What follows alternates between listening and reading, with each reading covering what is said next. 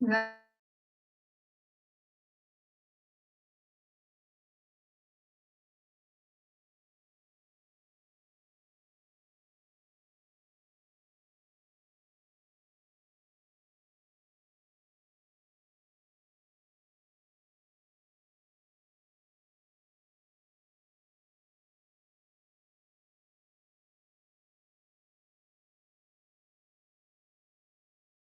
afternoon.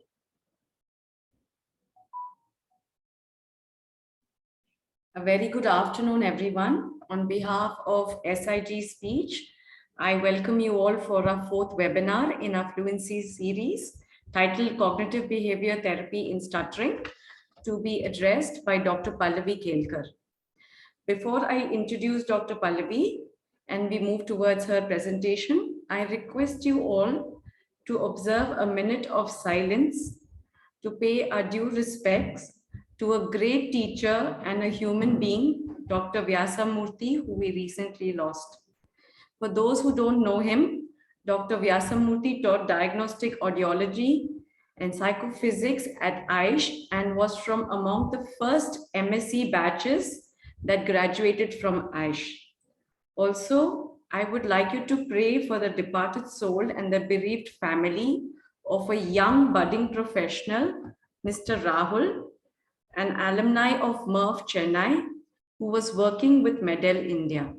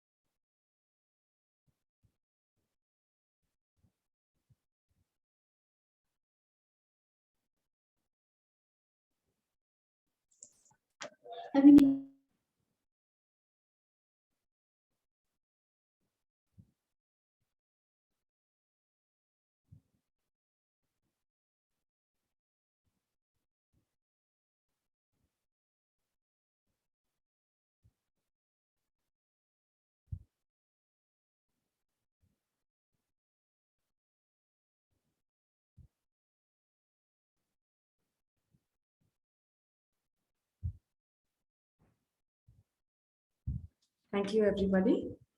Now, to briefly introduce our dynamic speaker for today, Dr. Pallavi Kelkar. She's an assistant professor at Bharati Vidyapeth, Pune. Her areas of expertise are stuttering, cluttering, and professional voice. She has completed her education, her master's and a PhD from AYJ, and she has 7 national and international publications to her name. She has completed 2 research projects.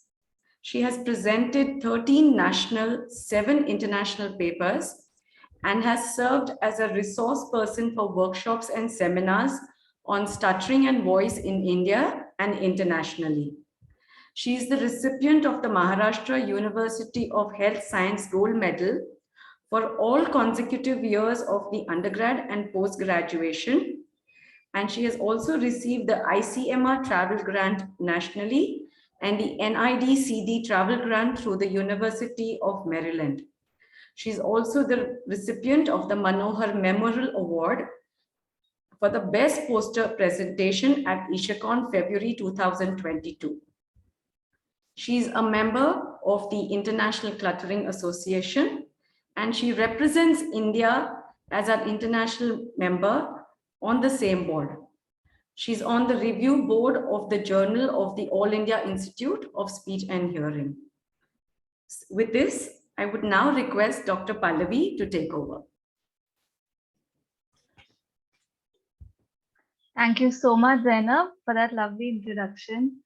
And thank you, SIG, for having such a lovely series of webinars, and acknowledge that fluency disorders is an area that, requires to be spoken about and, requires people to stay abreast of.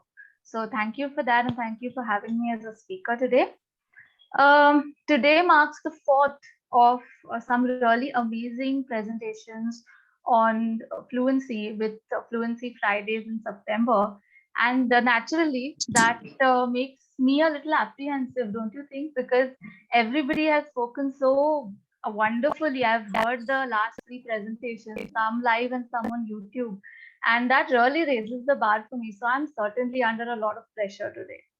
And I think that happens to all of us. Like, whenever we're waiting in line for something, I think, I recall my days of Vivas. My surname used to start with an S at that time. So I used to be waiting, and as each student came out of the Viva, I used to be like, oh my God, I don't know how mine is going to go.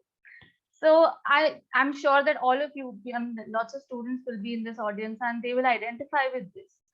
Now, given this situation, let's take this example of a Viva, okay?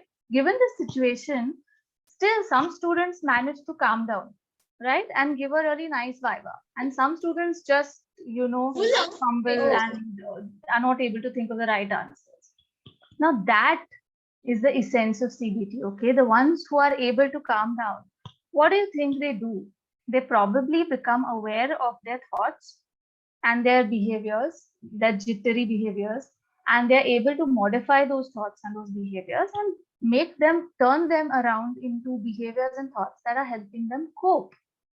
The adverse situation is the same, right? All of the students are facing the same exact situation, and still some are able to stay calm and some start fumbling.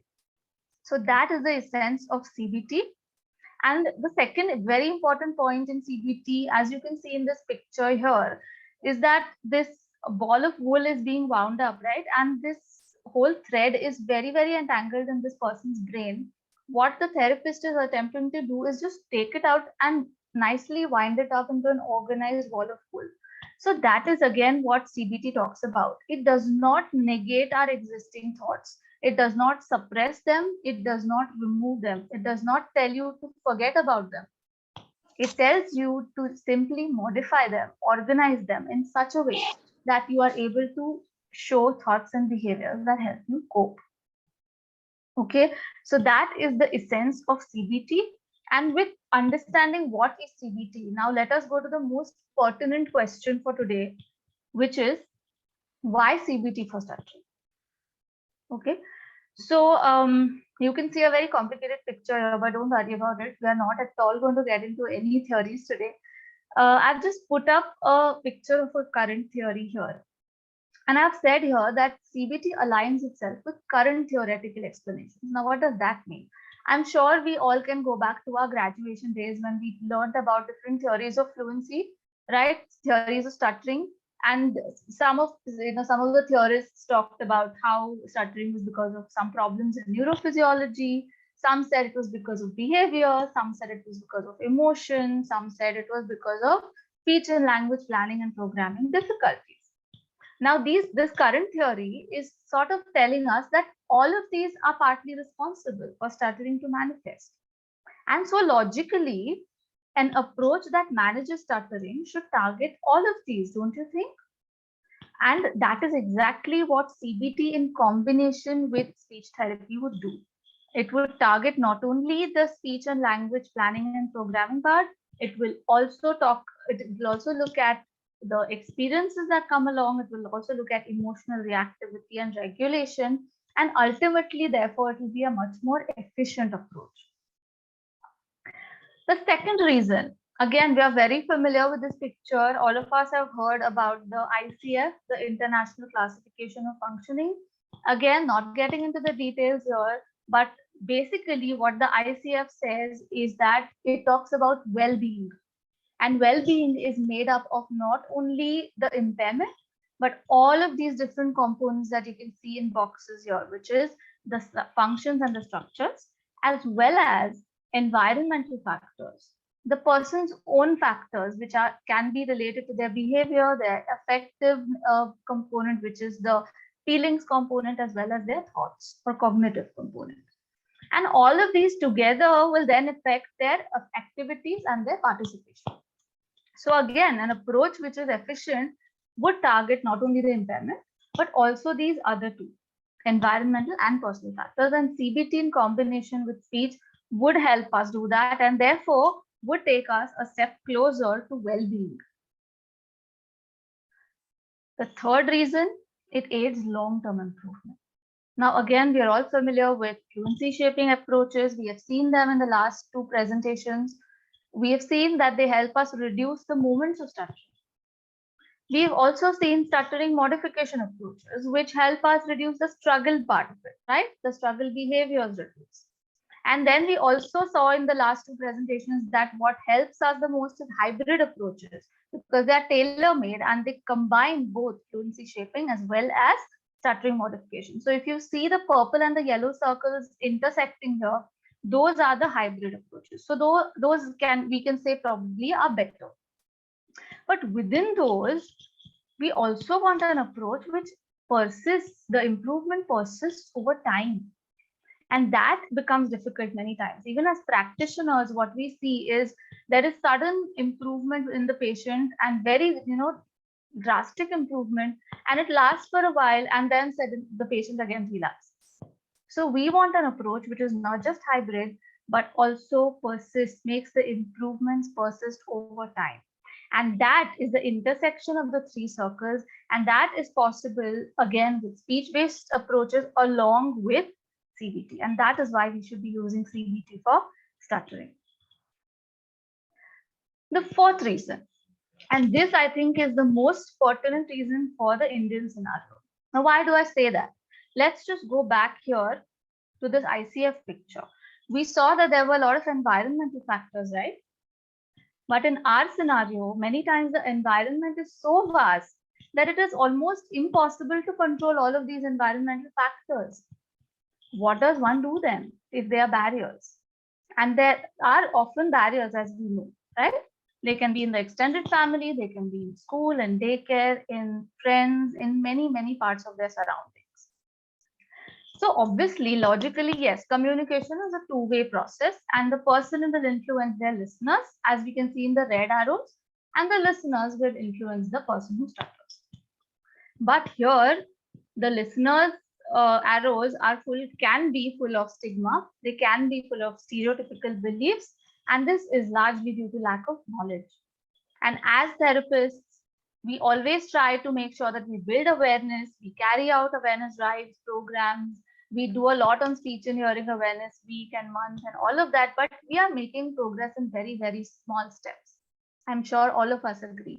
And to get there, to get rid of that stigma and stereotype, we are a long way away still. And so what makes the most sense as of now is to make the patient so strong, so tough that they are able to cope with even adverse environmental circumstances. And again, CBT enables them to do that. And that is why CBT for stuttering. And lastly, it shifts focus from mastery to pleasure. Now, what do I mean by this? See, all of us, and I'm not just talking about people who stutter, I'm talking about all of us. We all end up remembering our failures more than our successes. We end up remembering the times that we messed up rather than when we did well. Yes. And so this is many, many more times in persons who stutter. So they start anticipating failure because of their past experiences. They tend to self-stigmatize because of the stigma that they receive. And the third thing that they do is they set the bar very high for themselves. And again, we see this a lot in practice, that when the patient comes in the first few sessions, we ask them what are their expectations from therapy. And most of them will end up saying that I want to stop stuttering. I don't want to ever stutter. I want to get rid of this problem. So that is really setting the bar very high. And all of this, in fact, will sort of take them towards more negative experiences. So instead, what CBT does is it takes them towards acceptance. And acceptance, in my opinion, is the key to improvement with stuttering therapy. The minute the person accepts that this is a tendency I have, that is half the battle won. The second thing is they learn to go easy on themselves. So, and thirdly, we make sure that they don't raise the bar so high. And many times they don't raise the bar at all. And we are going to get to how we do that. But to give you a very quick example, suppose I say that my ultimate goal would be for now, maybe 5% disfluency. Okay, fine. That I may have not gotten to that goal yet, but today I managed with say 12% disfluencies, and that is still a positive, I've made a little progress. So I'm going to be happy with that progress. I'm going to celebrate that progress, and I'm going to sort of give myself a pat on the back for that. So raising the bar slowly, going easy on oneself and accepting is something which CBT teaches them. It teaches them to take pleasure in the process rather than keep on yearning for the final product. So having answered the first two questions, what is CBT and why CBT, we come to the third question, what kind of CBT? And many people might get very confused with this question because many of us tend to confuse and use these two terms interchangeably, CBT and REBT. That's the first bullet point here. Okay, REBT is not equivalent to CBT. CBT is an umbrella term which is simply telling us about different types of therapies which target cognition and behavior. Okay, so all the different types of cognitive behavior therapy together come under the umbrella term of CBT, and they can be of many types. So we have REBT, we have VCT, we have self-instructional training, cognitive processing therapy, and many more. What we are interested in today is the first two. And why do I say that? Because these other approaches many times firstly are targeted towards different kinds of disorders. For example, self-instructional training is mainly for people who have impulsive behaviors.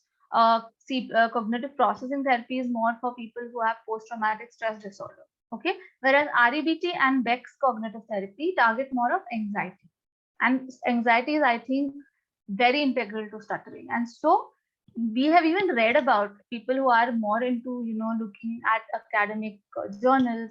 They have also read more articles about these two approaches with stuttering. So they are the best known. We have seen the most evidence about them, and they work with anxiety, and so they are applicable to stuttering. So we are going to see both of these today, also because we have a limited amount of time. Yes. Coming to the first one.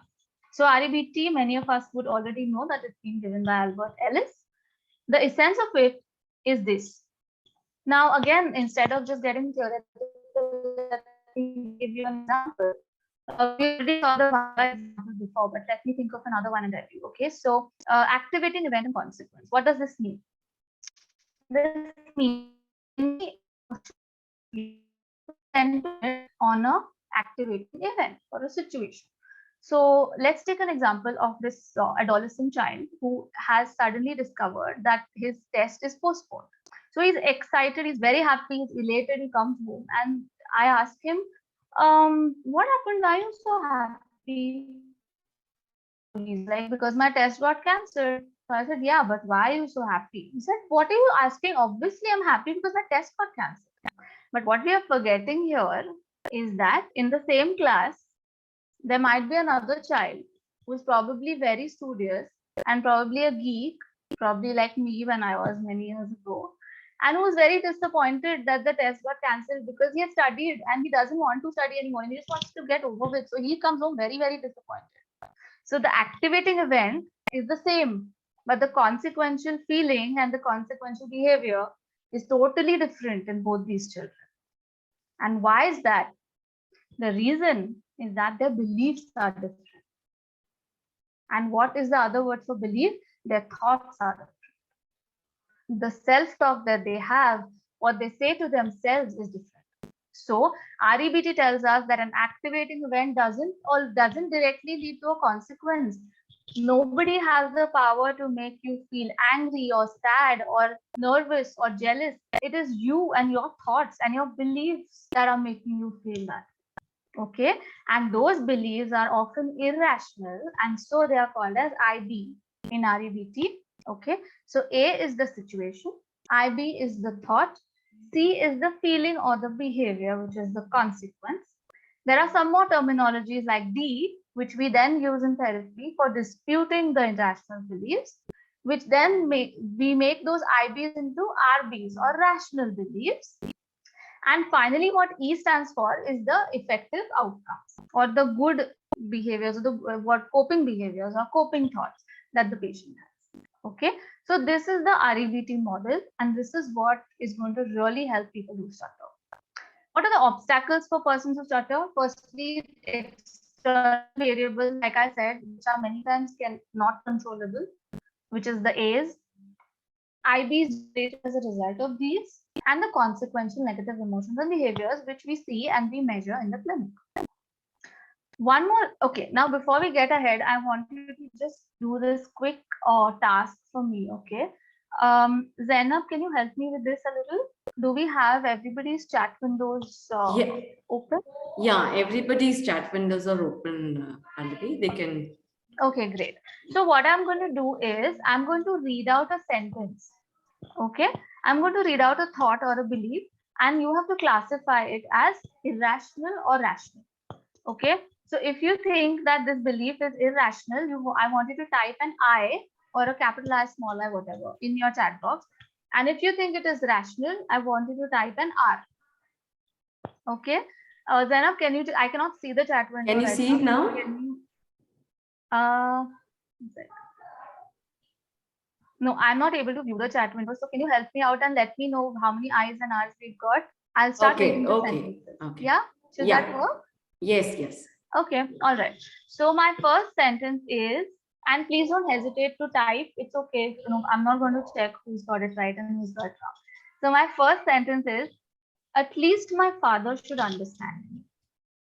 My first sentence is, or my first thought is, at least my father should understand me.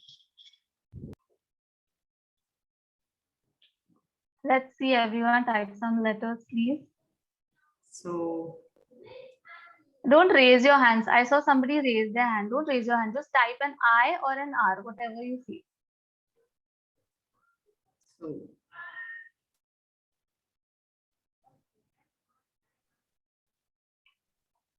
So we got a lot of R's, Pallavi.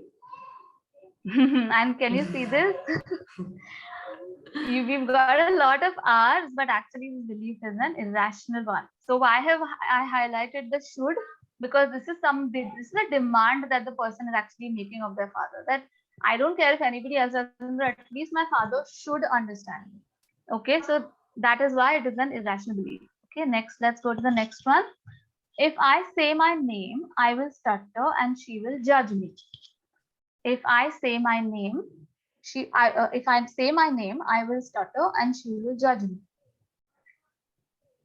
What have we got? We're getting a mixed response here. More of I's. Okay, so lots of people think these are I's. Let's see what's the right answer.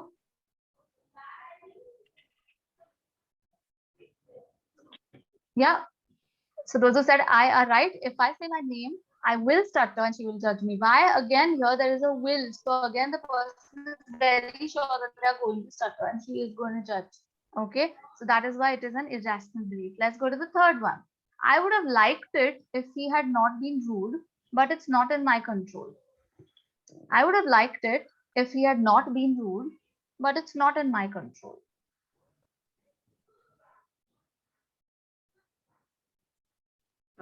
Here we're getting a lot of R's, Pallavi. Okay, so let's check it out.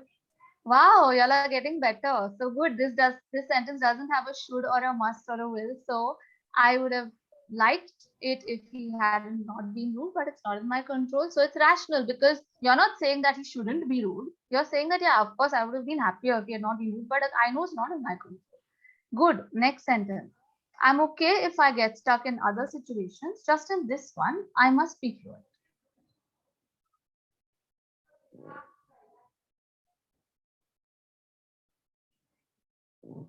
I'm okay if I get stuck in other situations. Just in this one event, I must be fluent. So here we have a lot of I's. Yes, so I think our participants are getting the hang of it. That's correct, irrational, because again, there is a must. Wherever you are making a demand of yourself, or you're making a demand of others, or you're making a demand of the world, it is most likely to be an irrational belief. Okay, next one. I can't reverse what happened, but I'm going to try my best next time. I can't reverse what happened, but I'm going to try my best next time. We are flooded with R's. Great, that's good.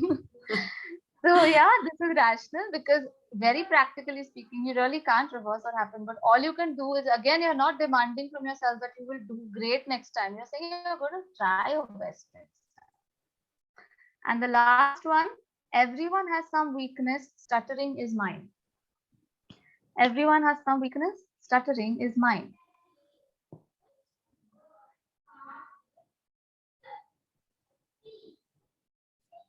What about this one? Okay. R. Yes. Maxed it. R is Yeah. correct. Yes. So that is what that is the acceptance that I was talking about. Okay, the acceptance that yes, it is one of the weaknesses that I have, but everyone has some, and I'm accepting that. Okay, so this is a quick sort of a workshop to understand what is irrational and what is rational beliefs. And once you are able to identify these, then your patient is going to understand them. Okay, and once the patient is able to identify them, then they are going to be able to modify them. That was the first concept in REBT. The second one is about this pendulum of feelings. Okay. What this says is basically that, thank you so much, Zainab, for your help. Yes. What this says is basically that as humans, we are always tuned in for a fight, flight, or fright response. So whenever we are faced with any situation, we are going to either go to the extreme positive or the extreme negative. So for instance, if today my talk goes well, I'm going to be like all exhilarated.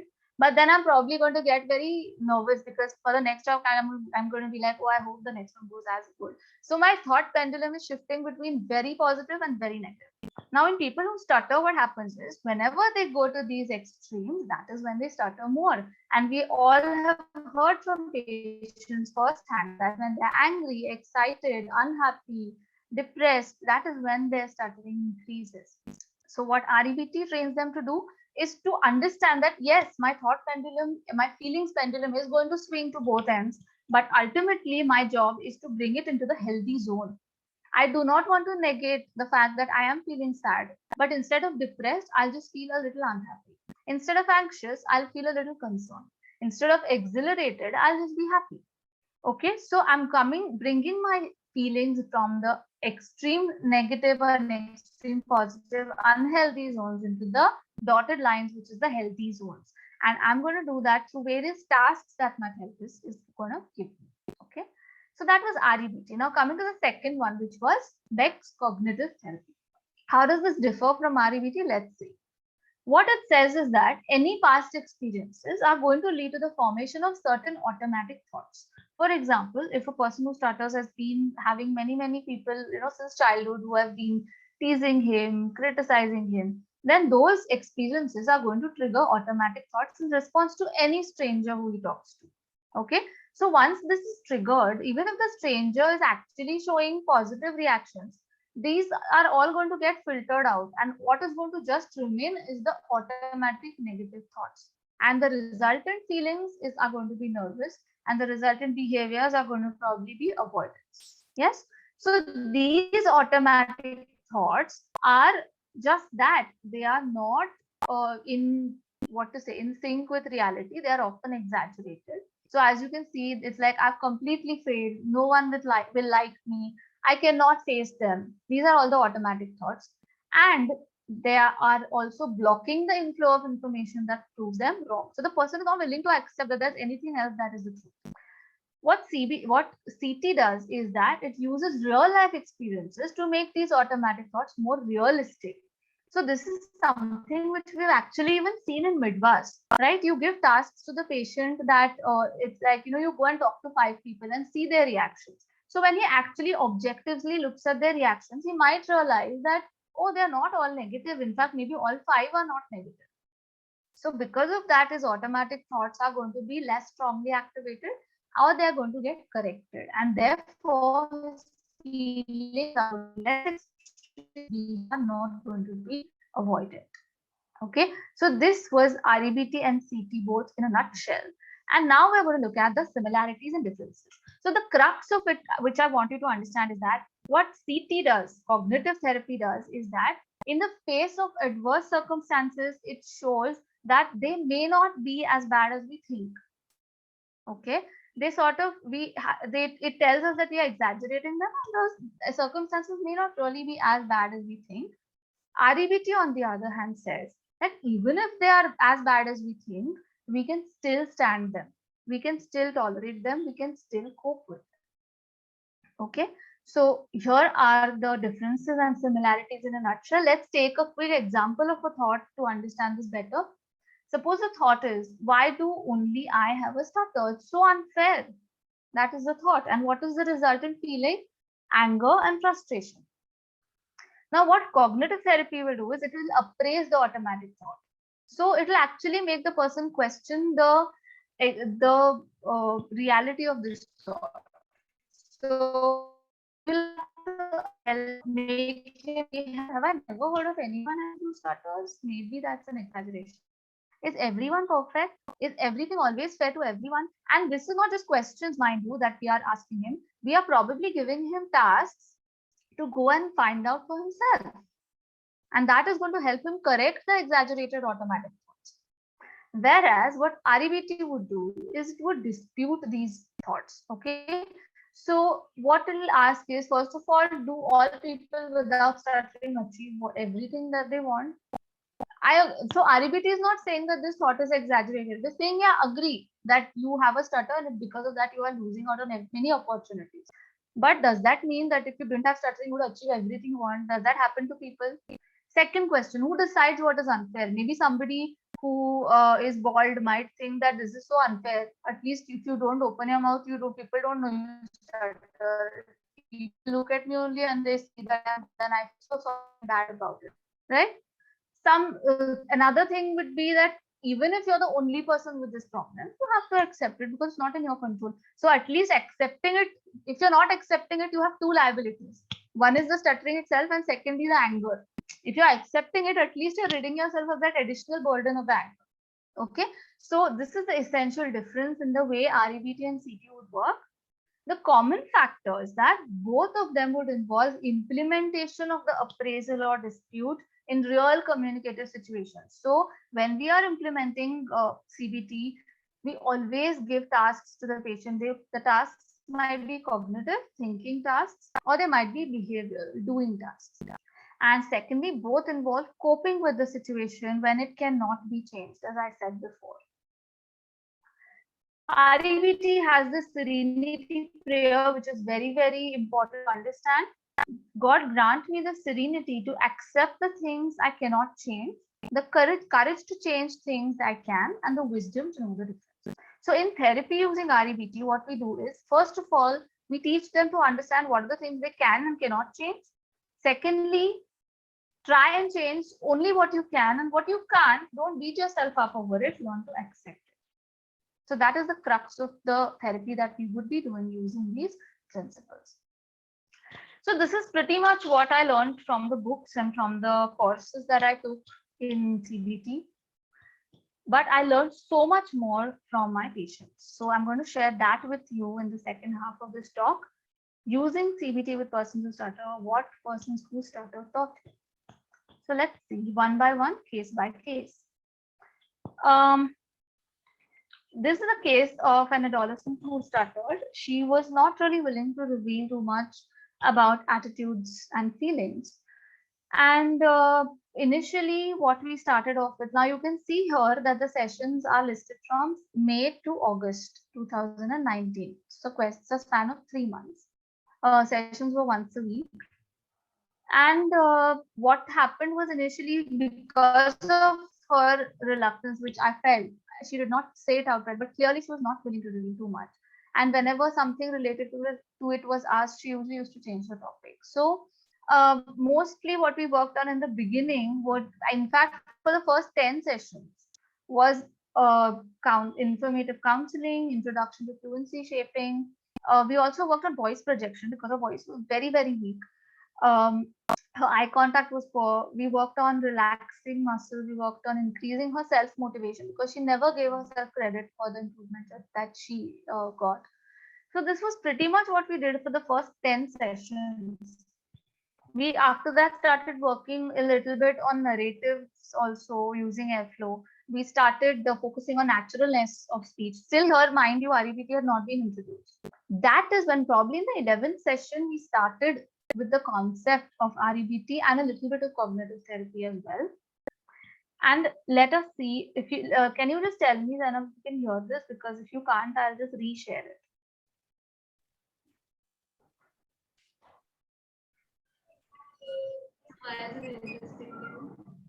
I think you can make it a little louder. Okay. This is actually at the loudest. So Okay. probably it's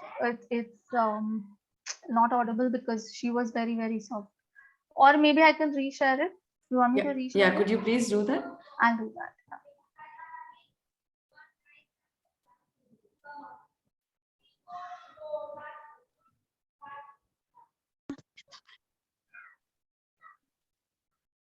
Ma'am, Yes.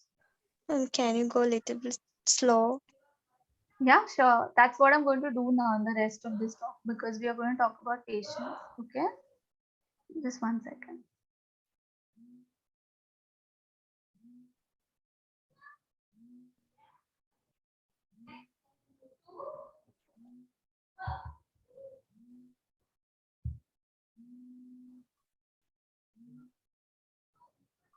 It's not getting shared again, Zainab, somehow.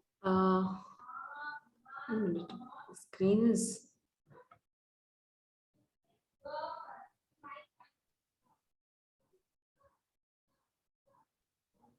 It's just saying share screen. I'm not Advanced. able to see your screen, Pallavi. No, because I stopped sharing. Okay, okay. But I'm not able to share it again. Just give me a second. It's just asking me sharing options. I don't know how that is happening.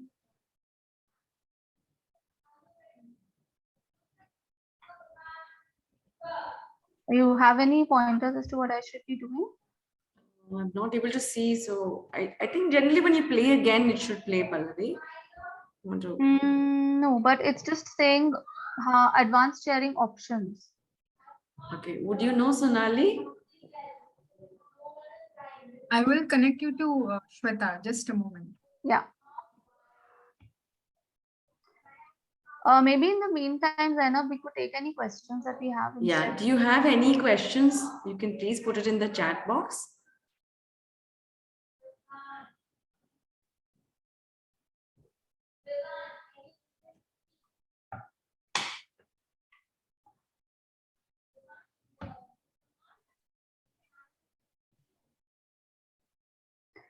Somebody said that I should go a little slower. So did you have any questions? I could answer them.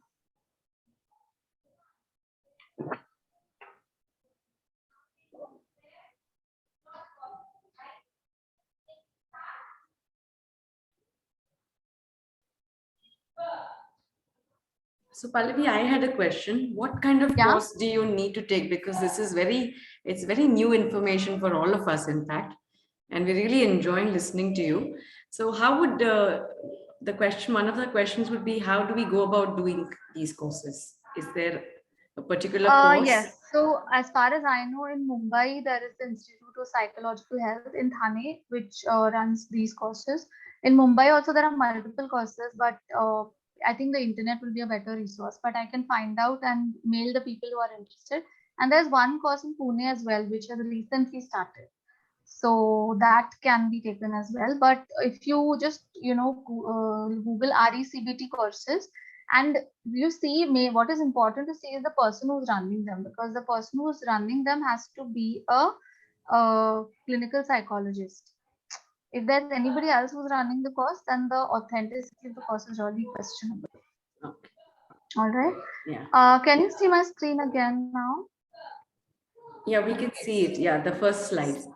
All right. Okay. So now is it come to slideshow? Yes. Okay, and can you see the same slide as I was sharing before? Yeah, we are on that slide. Yeah, okay. So let me try sharing the sound again, and this time if it's not audible, then maybe we'll just skip that slide, okay? Okay. All right. So this is a patient, like I said, who was very, very unwilling to share anything about her feelings, and her volume was very low while talking. she had very, very severe stuttering. So many in this sample that you hear, you will see a large bit of silence in between because this is all the time that she's taking to struggle. All right. So let us just listen to her sample.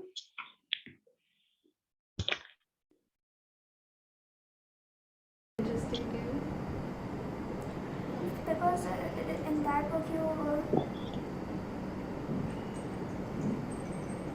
This entire period of silence, just count the number of seconds, was the time that she was not able to say anything. Nothing, it's not like the recording is not playing. It's just that she is not speaking. get to know about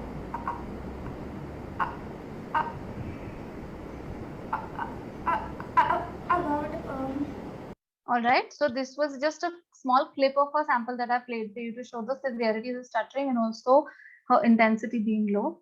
Now this is the sample that we took after about 13 sessions. The last 3 where REBT was started.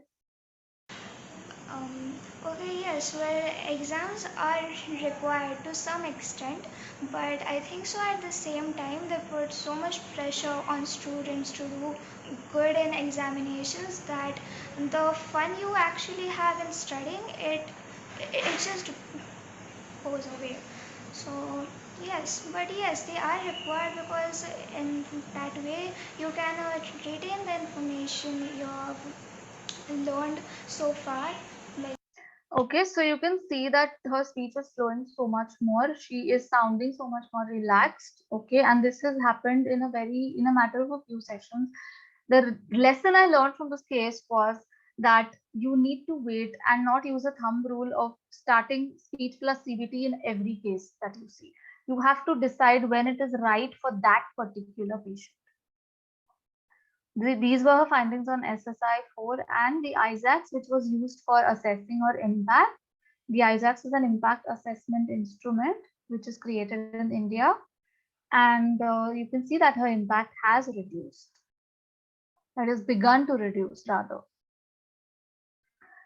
Right now, this is the second case. This is a 15-year-old adolescent boy, but you have to also note that he was diagnosed with borderline intellectual functioning. So going by that, we did start REBT with some modifications. First of all, I moved at a much slower pace for him. Secondly, I tried to use a picture representation. So when I taught him to, to tell himself that I shouldn't try and think about things which are not in my control, I use the picture of pushing against a wall. Because if pushing against a wall is like, it's not going to move. So why do I waste my time and energy on it, right? So REBT started with these modifications. But after some sessions, although he had been taught the basics of REBT, we had even started, making some attempts at implementing it in some situations where he was comfortable. All the same, parental feedback that I kept asking for once in a while was that he somehow does not seem to have understood well and is not able to talk about his thoughts and feelings accurately. That is what she found when she was working with him. And I completely trusted her because she is the one who knows her child the best. And whether or not he is able to say it in those many words or not, she would be the best measure of how our therapy is going. So I took that feedback very seriously. And based on that feedback and based on clinical observation, there were some more modifications that were made, although we did not veer away from the path of REBT. So what was done, as you can see here, is instead of emotion names, emotion words, we used emojis. Okay, so I started with very basic emojis like happy, sad, angry, and nervous, and he could identify them very accurately. So he could tell exactly when he felt or which emoji was applicable. And then he himself came up with this word called dialogues, and he started giving me a movie dialogue which was very similar to the thoughts that he had in that situation. So if I gave him an example of a situation and I asked him which emoji comes into your head, then he will properly tell me, say nervous emoji. And then he'll himself say this dialogue, ki, ab kya karu bhai? And so the point is that he understood the concept thoroughly of how thoughts lead to emotions, how dialogues lead to emojis. He enjoyed the whole process much more. I could see it in the session. And he seemed to understand all the concepts better. And after 10 more sessions, now the parent reports that he does not hesitate at all to speak in any situation. Earlier, he used to express anger, frustration, after, or worry probably after or before speaking to his friends or speaking in any situation. Now the And problem now, is that I when can I did it hear earlier, somebody my daughter was there to speaking. help me. Can we Now on mute the all the phone, participants? Yeah. So now this difference has happened because now the lesson I learned here was that we have to learn to take parental feedback seriously because they know their child the best, and make sure that you make modifications in such a way that the patient not only enjoys the therapy but also progresses from it. Going to the next patient. This is just to show you that REBT can also be used with children. I have not used any recordings here, but I'll be telling you more about this case. Now, this was a 9-year-old boy, very intelligent, very in touch with his thoughts. So what, we talk about metacognition, meta language. So meta language is to talk about the language. Similarly, metacognition is to think about the thought. So at the age of 9, he was able to think about thoughts. He was able to tell me about his thoughts. And we did not need to use any pictures, activities, stories, anything with him. I could actually talk to him straight about his thoughts, and he was very, very receptive. He could actually participate in the sessions, understand the concepts, and his stuttering went from moderate to mild in a short span of time. Okay, so this is a case which is unusual, but CBT can also be used with children. There are books like this called Rational. This is a book called Rational Stories for Children by Virginia Waters. A very cute story, like there are many in this book, but one story in the book is called Flora Farber's Fear of Failure. Okay, so it just goes like this girl called Flora Farber was very afraid to try. So she just didn't want to try anything because what if I fail? I don't want to play the game because what if I lose? I don't that in her fear. And one night when she slept, she dreamt of the fear monster. And the fear monster kept on pursuing her. And finally, when she couldn't run anymore, the monster told her that this fear monster is being created by you. If you start trying a little more and getting scared a little less, I'm going to go get so small that I'm going to be the size of your little thumb. And that's what Flora did. And ultimately, her fear monster was there, but it was the size of her little thumb. And she kept on trying. Right? So the moral of the story was that if you try, you may or may not succeed. But if you don't try, you will definitely not succeed. Okay. So these are very simple ways of teaching children to modify their thoughts, modify their feelings. This is a video on YouTube, easily found on YouTube, the little engine that could. Again, a story of an engine which had to carry a lot of heavy loads and go up a mountain. And if the engine had just looked at the top of the mountain, it could have just said, no, I'm giving up. But what it did instead is that it just looked at the next step and said, maybe I think I can do this small step. I think I can go the next step. That is again going back to what I started with, that REBT tells us to look at the process and go step by step and not raise the bar too high. Again, something very simple that you can teach a child. So REBT can very well be used with children, even children from primary school. And the last case for today is an 18-year-old male with mild stuttering. As you can see, or I've just put this because I want to show how erratic the sessions were. And again, this is a problem we face a lot in general in our country also, and also especially in private practice. He came from Jan to Feb 2020.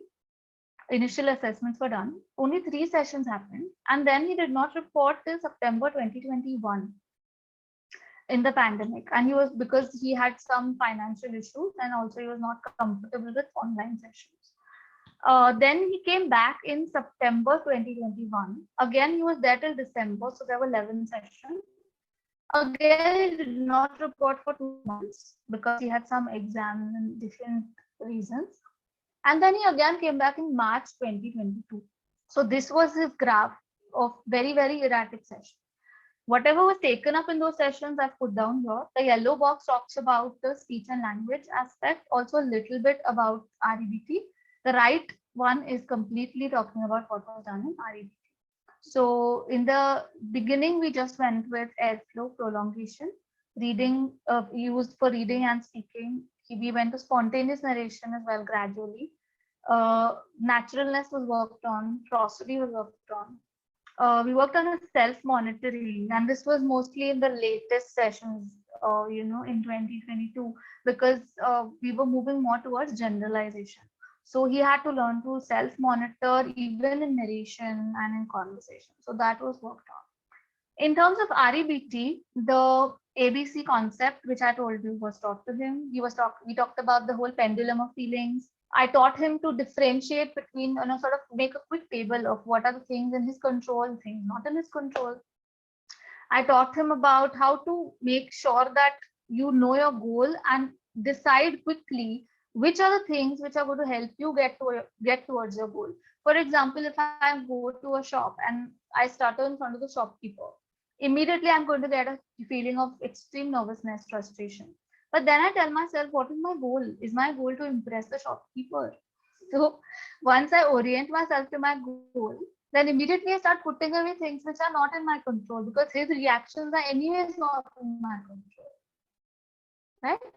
I taught him the concept of choice price, because he had this tendency to sort of feel that he's pushed to a corner. That, for example, if he had to meet a person, a far acquaintance, and go to a wedding and attend it, he used to get very angry at just the thought that, oh my God, now I have to go to this wedding and I have to go meet these people, and now they're going to judge me, and what are they going to think about me, and all of that. So I told him that, why do you keep saying this word have to? It is always a choice. So he says, no, what choice? I said, yeah, but there are two things that you can choose from. One is to choose to go, and the price you pay is probably, could be that they judge you or they think something about your speech, possible. The other choice is to not go, but then they might think that you're a snob also, who knows? So you have to make a choice and you have to pay the price. Now you have to decide what price is lesser for you, and based on that, you make your choice. And once you make your choice, accept it, accept the price. So this is how we worked with REBT for him. And as you will see in the next slide, what is interesting here is I've just compared the SSI4 scores at the very first assessment to the very last. And you can see here that only the frequency has gone down, but because of the erratic sessions, its duration has remained the same, duration of the blocks.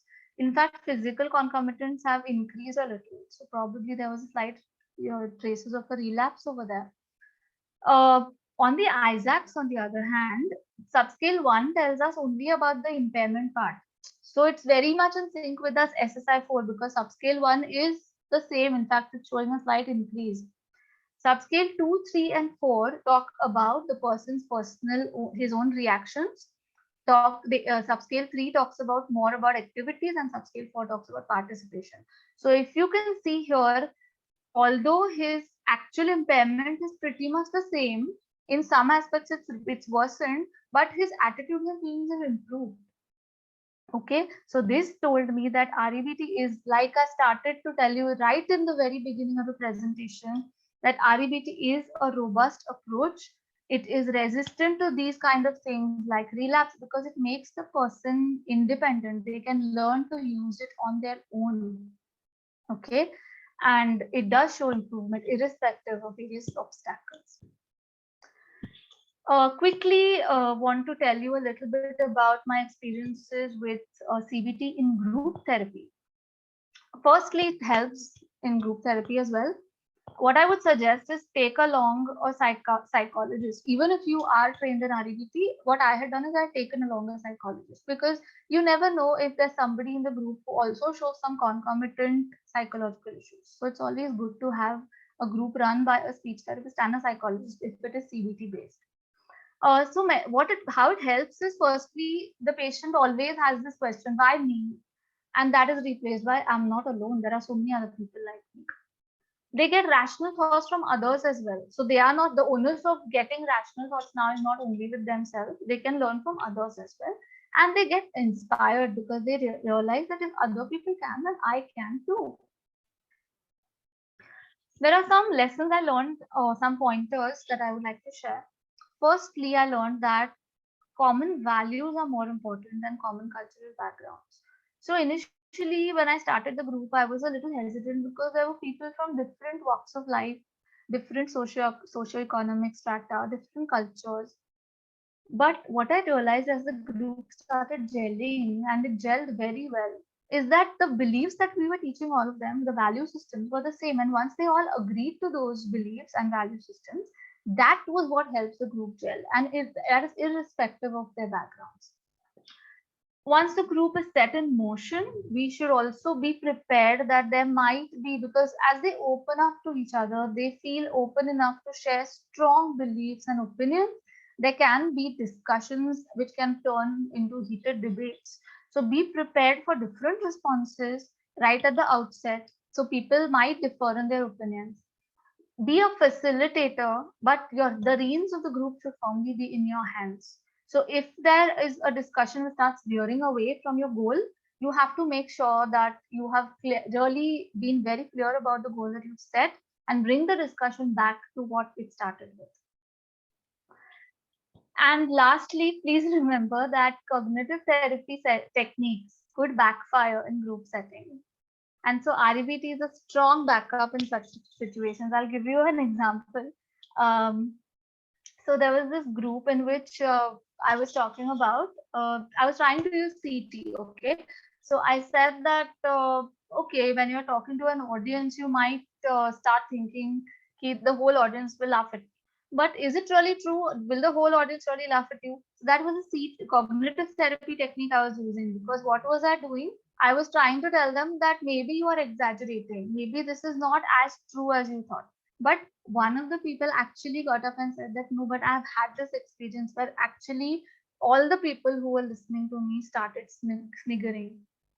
So that is when I realized that you have to have an REBT backup. And that time, fortunately, I did. So I talked to him about how REBT refutes this and, says that, okay, probably they're laughing at this, but does that still, what is your goal? Is your goal to make sure that they all go home with impeccable impressions of you, or is your goal to share your thoughts? Okay, so these kind of things as backups using REBT is very important, because REBT is a stronger therapy technique than CT, because REBT, like I said, accepts that yes, things can be as worse as you think, but still you can cope with them and still you can accept them. And a final word on why CBT works, especially in the Indian scenario. We all know that India has a very collectivistic culture. We are bound by rules, family traditions, people who may not be very easily accepting of differences. People might sometimes overemphasize on moments of stuttering. If it is not the parents of the child, it could be their aunts or uncles or grandparents. People can be insensitive to the needs of a person who stutters. There can be discrimination even at the workplace. If not very stark, it could be very subtle. There can be lack of support for these people simply because of lack of adequate knowledge about stuttering.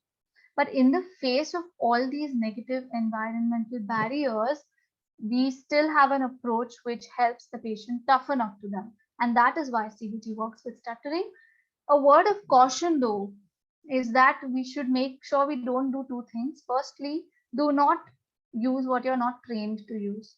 So, like I said, find out about courses, certificate courses, which teach you to use REBT and CT, and that still doesn't train you to take another certificate course in REBT. It is just for you to learn how to use it in your speech therapy.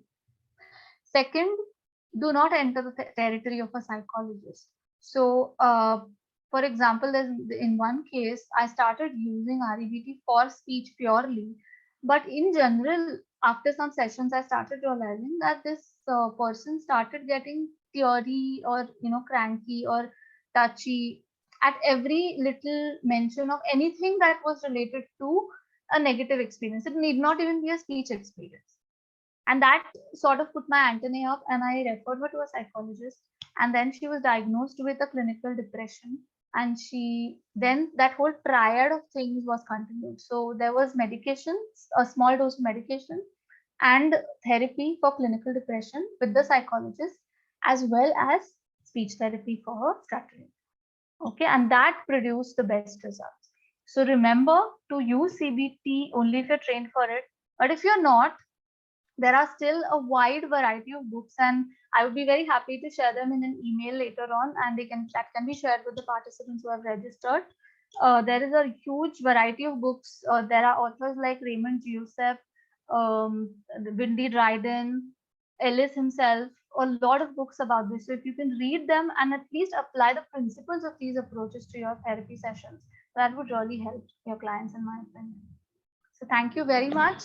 And I hope that the session has helped sort of unentangle CBT for you in your mind, and it helps unentangle the thoughts and feelings of your patients as well. Thank you.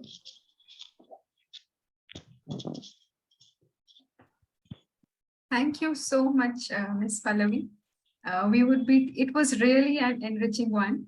We would be now taking up a few questions before I formally thank you. The first question that we have is, ma'am, how would one choose between REBT and CT? What factors would we look at? Yeah, that's a very good question.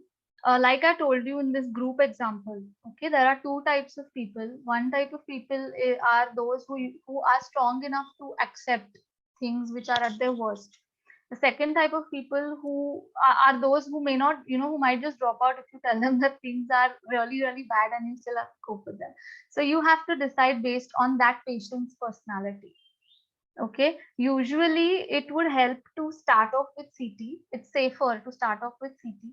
And then if the patient comes up with examples like these, where I said that, oh, but the whole audience actually laughed at me, then you have REBT techniques or counseling principles as well. That's one question from me straight away when I knew that this was the topic that we have been preparing for. Why would I think I should do, and when should I think I should be doing any of these therapies with my patients? I would say I personally use them all of the times, except when it is very early stuttering, of course. Like when the child is a preschooler or when they don't even know anything about their stuttering, then of course not. But if you see say a primary school child with moderate stuttering and he's very well aware of it, then just to not talk about his thoughts and feelings is just like sidelining one half of the problem. So from there on to adolescents and adults, I always use REBT and CT with all my patients. Because once there is awareness and once there is self-consciousness, there is bound to be a component of thoughts and feelings which are most likely negative. Yeah, so most of we use CBT in our daily lives as well. With little examples, like supposingly you prepared for something, it did not happen. So what will be the long-term impact? Maybe it will not affect us. So let us stop thinking about it. So could you share some few lines that are applicable to patients or people with stuttering? A few lines, like maybe from your practice that you would have observed. A few lines, as in I'm not clear. As in how to counsel a patient, what lines to use with him saying about CBT. Yeah, so I spoke about some examples during the case examples that I took. So one example that I always use with children is this, about pushing against a wall. That I say that if your mama calls you one day and says, come, let's push against this wall and keep pushing, what will you tell her? So the child will obviously be like, no, I won't do that. And I'll say, why? So then the child will be like, because it's no use. So that this is, rather than the example itself, what I have realized is it is important to engage the child or the adult in conversation about this, because counseling using REBT or CT is a two-way process. So just us bombarding them with all this is no use, however good our example is. It has to come from them. Right? So, yeah, we have this another one from Aradhana. Does additional use of EFT together with REBT help in complete self-acceptance, which is a part of REBT, thereby further help in reducing anxiety? Can you expand that for me, please? TFT? I am not sure too. Yeah, maybe she Aradhana, yeah. If you could write that again. Meanwhile, we'll take another one up. Can you demonstrate REBT? Can you demonstrate? I'm here. Hi, Radha. I asked the question. Hello. Yeah. So it's a kind of a tap-in technique, and it's an emotional freedom technique, is what they say. I mean, its core of it is self-acceptance. So I was wondering if together with REBT, if that also helps. And So I'm not familiar with the particular Fine. technique that you're talking Fine, about, fine. but there is another technique called acceptance and commitment therapy, which is One ACT. second. Yeah. Okay. Am I audible?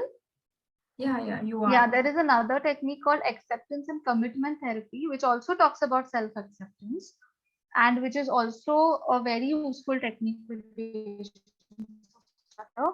But many times acceptance and commitment therapy uses a lot of abstract activities. For example, the activities in ACT is to make the patient view themselves from a third person's perspective, you know. So like it tells the patient that you sort of remove yourself from this conversation and view it as a conversation between you and another person. So many times the people from the socioeconomic classes that come to us may not be very accepting of the abstractness of ACT sometimes. And so I find REBT and CT to be a little more concrete than that, if that answers your question. I have another question. So like as you spoke of both REBT and CBT, so I mean, REBT because and there are CBT, some not CBT. CBT is the umbrella term. REBT and CT, Beck's cognitive therapy. okay. Yeah. Because some of the programs like the one in Nasik, in Mumbai, and also from what I understand is they say CBREBT, something like that, where they talk about RECBT. RECBT. So is that the same as like if one were to do only REBT? Because the Albert Ellis did some online programs which I did attend, I mean, during the lockdown, and they have their Facebook page also, no? Yes, they do. Right. So RECBT is essentially same as REBT, and it's a different name for it. But RECBT is basically the expansion of rational emotive cognitive behavior therapy. Okay. So it is still, it means the same thing, that REBT is a subset of cognitive behavior therapy. Thank you so much. As far as I know, these courses of RECBT do incorporate some principles of CT as well, from what I've heard. Okay. Yeah, Miss Pallavi, what got you into doing this? I mean, that's a question not in the syllabus. Yeah, so I don't know. I feel that whenever I've been interested in stuttering, I have been interested more in the person aspect of it. When you say person who stutters, so I've been interested more in the person aspect of it rather than the stuttering. So that pulled me towards understanding these approaches more, because it's, if you work with the person, then the stuttering gets, half of the stuttering gets worked on already. Yeah, agree to it completely. And so is it different in cluttering in cases with cluttering, or is it similar to those with stuttering? Wow, that's really an interesting question. I must tell you that initially what was talked of for cluttering, if you see the very early definitions, in fact, lack of awareness was one of the prominent symptoms listed of cluttering. But now that is gone, because recent studies and recent data have shown us that there is awareness in people who clutter. It will vary along a spectrum. So there will be some who really are not, not bothered or not aware. So in those cases, there's no point using CBT. So you're finding a solution where there is no problem. So you don't have to use CBT there. But there will be people on the other side of the spectrum who will be very affected. So I have seen persons who clutter, who actually, if you measure their cluttering, the percentage of syllabus cluttered will be very low, but they'll be very bothered by it because they are in a people profession and it's affecting their profession, it's affecting their growth and their business and their impression. And so they're very bothered by it. So therefore, yes, in those cases, I would use CBT. All right. And what is the number of sessions that we go for CBT? Maybe 4 sessions or 5 sessions, and how frequently are we supposed to do it? So like I said, when CBT will go along with the number of sessions that you take for stuttering. So I usually, suppose I take weekly sessions for stuttering, half of my session will be focused on the core behaviors and the secondary behaviors and all of that, and half of it will be focused on tasks for CBT. So usually, I mean, different therapists advise different frequencies for sessions. So I'm sure we heard other speakers also say that for children, they would recommend more frequent sessions. Or like, for instance, I think Divya was mentioning that for children, she would recommend very frequent sessions. Yeah. And I do agree with that. But sometimes if it's not possible, then once a week sessions, or you even less frequent, but if you really train the parents well and they are sending you regular feedback and videos of what is going on with the child, then less frequent is fine as well. But the duration as to how many would be required would totally differ from case to case.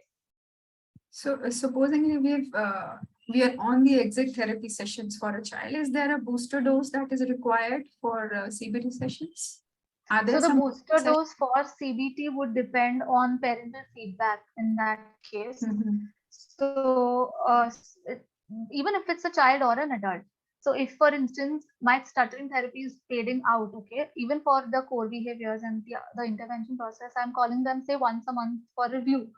And in that once a month, if I find that they're coping quite well with the CBT techniques that I've taught, then I probably might leave it to them and tell them that if you face anything, any negative thoughts, any negative feelings related to your stuttering, then it's now your job to bring it up with me, and then we can always talk about it, right? But there's no predetermined booster dose, because after a point, like I told you, with that adolescent who stutters, who had borderline intellectual functioning, his mother now reports that he really has no hesitation, no frustration, no anger about his stuttering. So in that case, it'll just be pointless to bring it up with him every time. No? At the most, I can just tell him that my doors are open. If you feel at all that you need to talk to me about anything or sort out some thoughts, then anytime.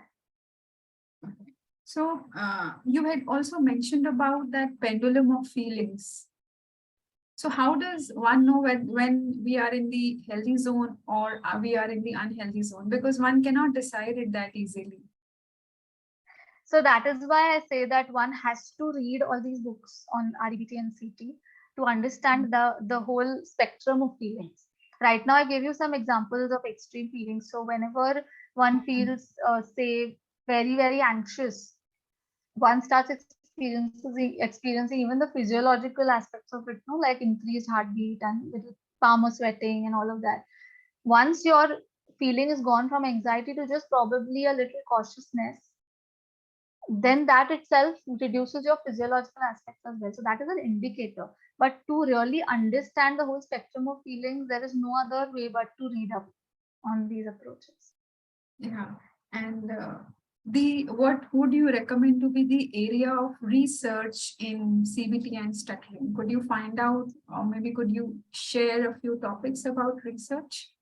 So right now, the most important area of research that we need is outcomes research.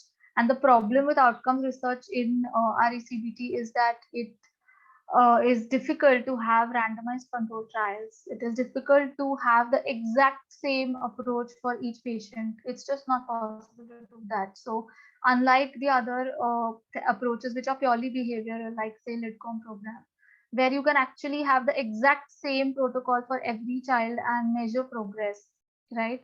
That exact way is not possible for REBT. And so all we can do right now is to collate case studies and collate them in a very, very well documented way, so that we have exact timelines as to how much improvement there is with REBT and without. So the final question would be, how as private practitioners should we be talking to parents about bringing in a psychologist with us? The parents will have many questions about it. So what should practitioners be aware about? Yeah, that is certainly a tricky process. And I told you, about this last case where I said that this girl was getting very touchy and cranky about everything, and that's when I had to talk to. So it was I told it to you in a nutshell, but it was a very long drawn process. It took us months. It took me months actually to convince those parents. So every time, what I used to do, what helped me in this case was to document again. So I actually talked to the parents. This from this point A to point B is the progress that I would have expected her to have in these many sessions. But right now she is at this point. So what is causing her to be at this point or not this point is that there is something holding her back.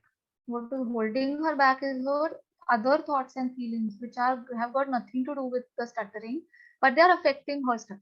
So gradually I had to build their confidence in this. Then again, they had a lot of questions which we have to answer about, you know, the stigma related to it, if there is any. Are we labeling the child? And all of that. And once they answered, then every parent finally wants the best for their child. So they see it for themselves. Yeah, thank you for that. And we have a suggestion if we could be doing combined sessions with the clinical psychologist. Yeah, she already said collaborating with the clinical psychologist, maybe online, even online or offline, that suffices. Yeah, that could do. If you are not trained for it, and if you know a psychologist who is, and she is willing to collaborate with you, then great. No, I had one additional question, that would single session REBT also, if someone is trained in single session REBT, would that also be helpful? Or it's only REBT with follow-up homework only that should be considered? A single session REBT is not something that is feasible, because like I said, you have to have the patient go and try it out, because it is cognitive behavior therapy. It is not just cognitive. So unless the patient tries it out behaviorally and does some activities and knows the difference for themselves, like I'll give you an example of a difference, a task. So for example, suppose I gave this patient maybe a visual or an alternative thought. Then I asked them patient to go and try it out in a situation. And I told them that, okay, in your mind, keep an anxiety meter or a nervousness meter. And right now on that nervousness meter, if your nervousness is 9 on a maximum of 10, next time you come and tell me after using this modified thought or after using this positive visual, did it go down on your anxiety meter or did it stay the same? So for that, for you to know that, there has to be follow-up. Thank you so much, Ms. Pallavi. And I would really like to thank all of you, all the participants present here, to our speaker, the Honorable Speaker, Dr. Pallavi Kelkar, for sparing out time and sharing her thoughts and processes about it here. And as once a great man whispered, feeling thankfulness and not expressing it is like wrapping a present and not giving it.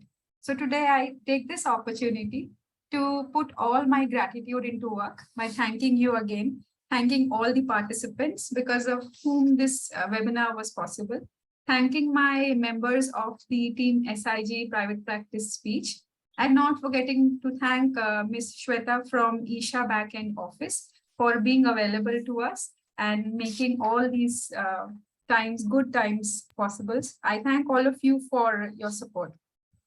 Now, I also invite all of you to the last series of the September Fridays with Fluency. The last webinar would be held next Friday, that is the 30th of September at 3 p.m. The link is available at Isha website in the upcoming webinar section.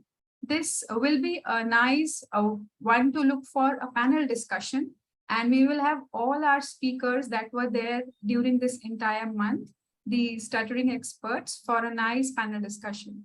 So with these warm words and a great presentation by the speaker, we move to the end of today's seminar. Thank you, everybody.